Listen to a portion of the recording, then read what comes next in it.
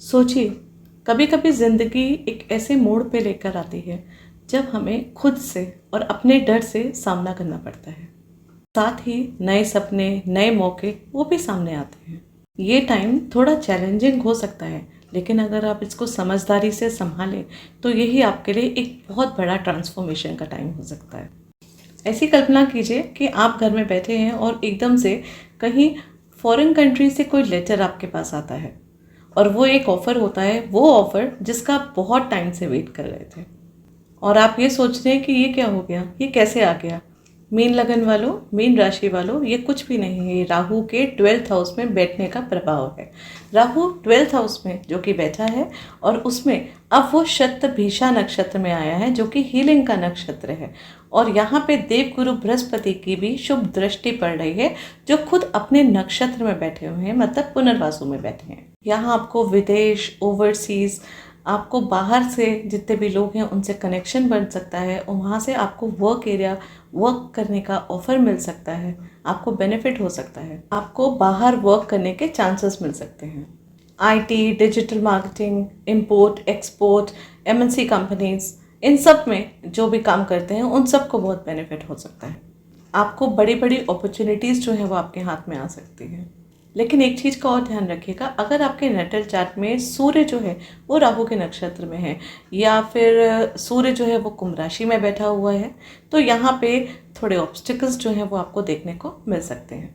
Simple बात है, बाहर के लोगों से आप जुड़ेंगे लेकिन आपकी प्लानिंग और समझदारी की रिक्वायरमेंट बहुत ज़्यादा है। यहाँ पे आपको अपने डॉक्यूमेंट्स वगैरह को बहुत अच्छी तरीके से देखना है, भालना है, उसके बाद ही आगे प्रोसेस करना है। यहाँ आपको ऑफर्स भी मिलेंगे, आपको अपॉर्चुनिटीज़ भी मिलेंगी। अगर आप बहुत टाइम से सोचते थे कि आप अब्रॉड काम करना चाहते हैं या बाहर के लोगों के साथ जुड़ के काम करना चाहते हैं, फॉरेन कंट्रीज से जुड़ के काम करना चाहते हैं, तो ये जो ट्रांजिट है ये आपको रियलिटी में चेंज कर सकता है, आपकी उस सारी सोच को, आपके उन सारे सपनों को।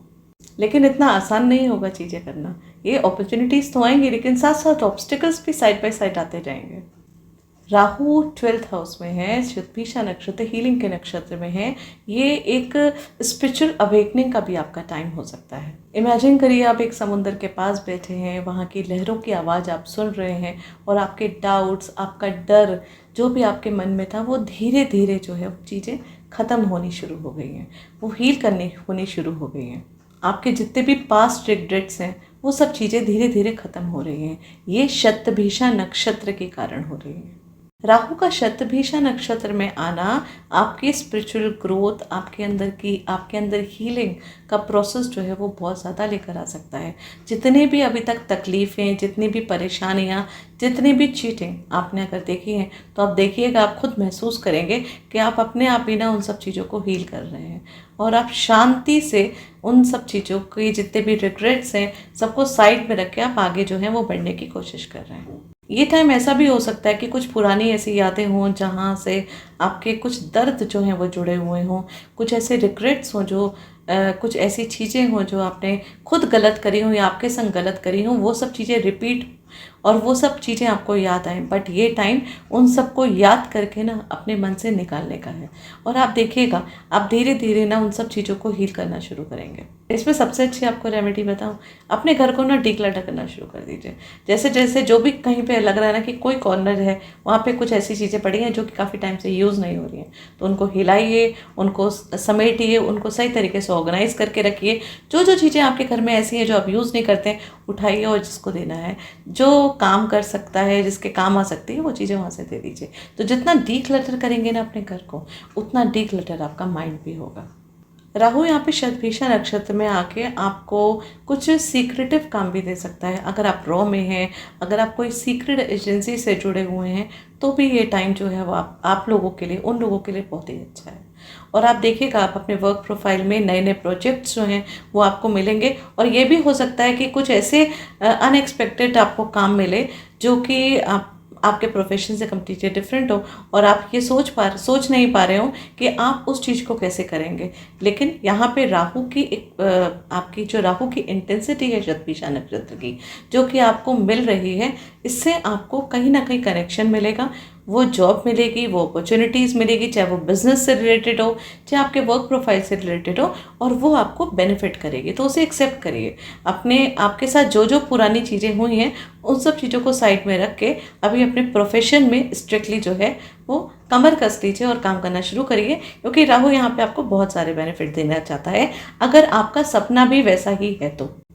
और ये तो बिल्कुल फैक्ट है कि इंपोर्ट एक्सपोर्ट का जो लोग काम करते हैं, जो बाहर की लोगों के साथ जुड़ के काम करते हैं, उन लोगों के लिए तो ये गोल्डन टाइम है।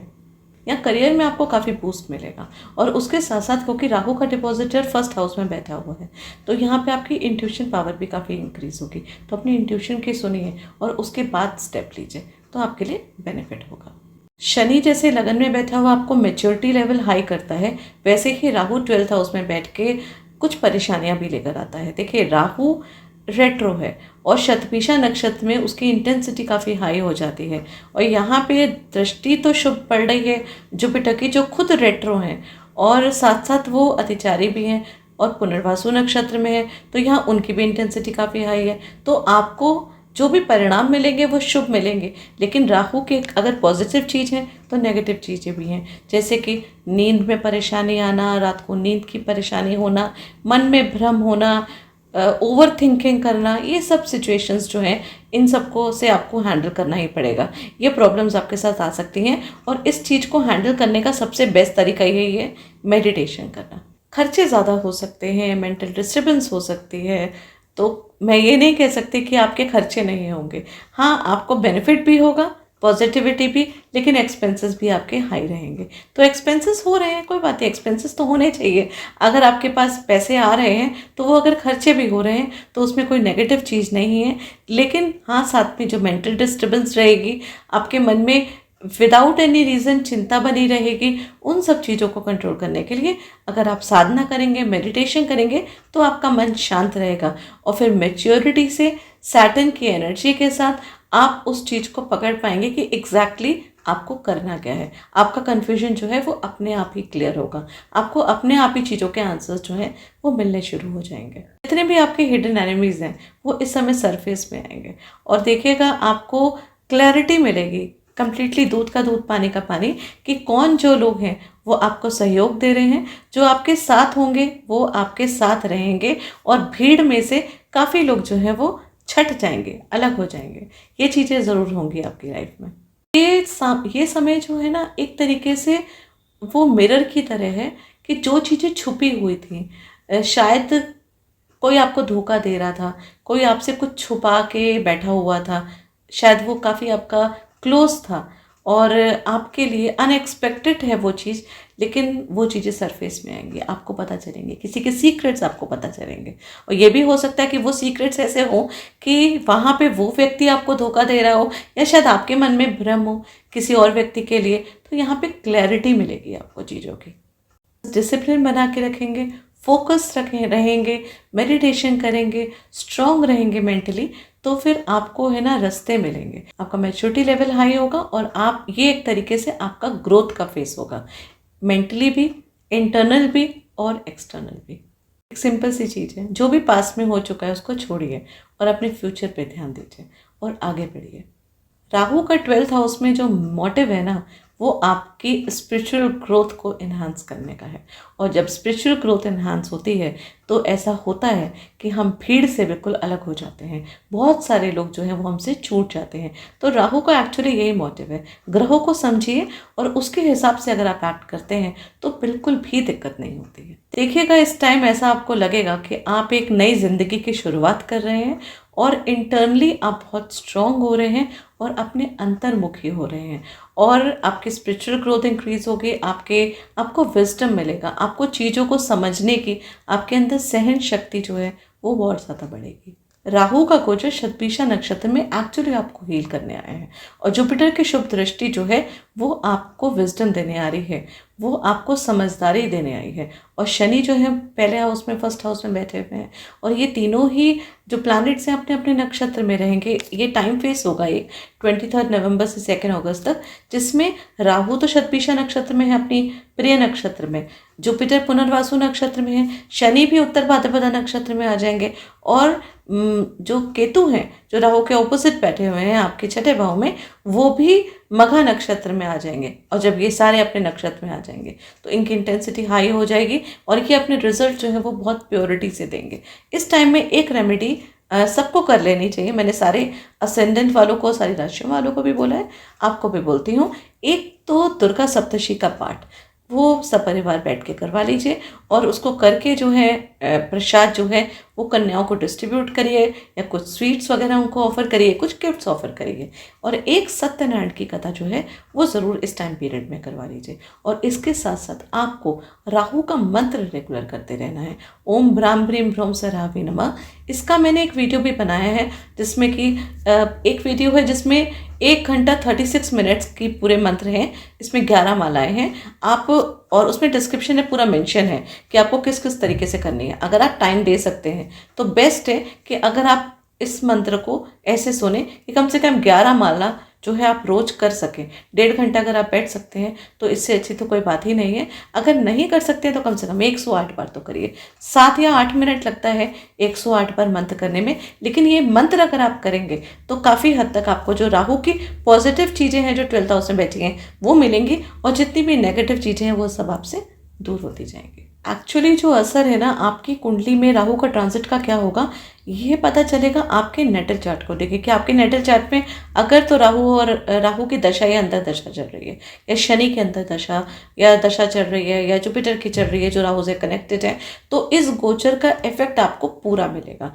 या फिर आपका कोई भी प्लैनेट इंक्लूडिंग राहु या चंद्रमा शतभिषा नक्षत्र में बैठे हुए हैं जिसमें राहु बैठा है, तो राहु का इफेक्ट जो है वो बहुत ज़्यादा आपको अपनी लाइफ में देखने को मिलेगा। और वो तो पता चल सकता है कि आपके नेटल चार्ट में किस तरीके से कहाँ पे प्लैनेट्स बैठे हुए हैं, उसको देख के ही आइडिया लग सकता है।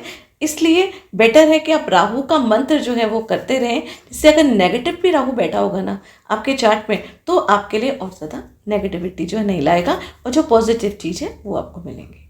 मीन राशि वालों, मीन असेंडेंट वालों, एक चीज़ का ध्यान रखिएगा। 12वें घर का Rahu spiritual awakening, hidden opportunities और कार्मिक क्लींसिंग ये सब चीज़ें लेकर आता है। ऐसी अपॉर्चुनिटीज़ आपको मिलेंगी जिसके बारे में आपने सोचा नहीं होगा। आपकी स्पिरिचुअल ग्रोथ भी होगी और कार्मिक क्लींजिंग भी होगा। मतलब कि मन में बहुत सारी ऐसी चीज़ें हैं, बहुत सारी ऐसी नेगेटिविटी है जो किसी के थ्रू आपके मन में है, वो सब चीज़ें जो हैं वो सारा भार जो है वो आपके मन से यहाँ से निकलेगा और आप हल्कापन महसूस करेंगे। बस रिक्वायरमेंट है पेशेंस की, डिसिप्लिन की और क्लैरिटी की। अपने है ना मन को मजबूत बनाइए, जितने भी डिस्ट्रैक्शंस हैं उनसे दूर रहिए और अपने सपनों के लिए कदम आगे बढ़ाइए और साधना करिए जिससे आपका मन जो है वो शांत रहेगा और मजबूत रहेगा।